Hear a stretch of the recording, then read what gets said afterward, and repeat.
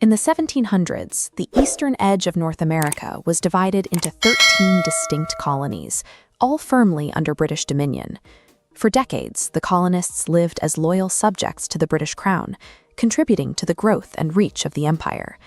But the end of the French and Indian War changed that relationship. Great Britain emerged with massive debt and needed to collect revenue from its overseas territories.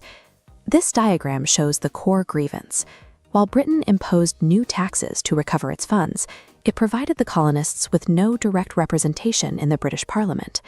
This lack of political agency led to boiling anger and symbolic acts of protest, such as the 1773 Boston Tea Party.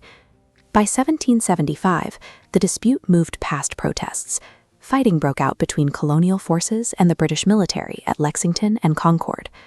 The colonies were now in open revolt, but they were acting as separate entities without unified identity or formal legal justification. To organize the rebellion, the Continental Congress turned to delegates like Thomas Jefferson to articulate a clear political vision for the colonies. On July 4, 1776, the Congress formally adopted that vision. The Declaration of Independence served a specific function. It announced to the world that these 13 colonies were now free and independent states. It was a significant political gamble, attempting to establish a sovereign country while still under the occupation of a global empire. While the document provided a moral and legal framework, it could not physically stop the British military from attempting to reclaim the territory. Declaring independence was only the first step.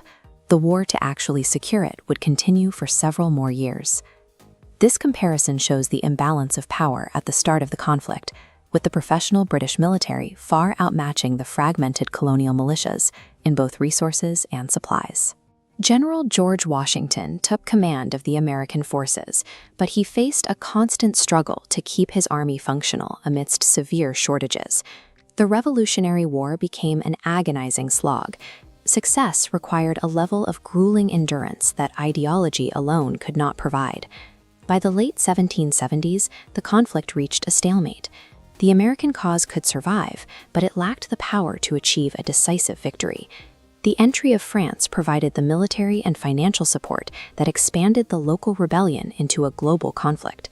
French naval support and ground troops allowed the American forces to finally take the strategic initiative.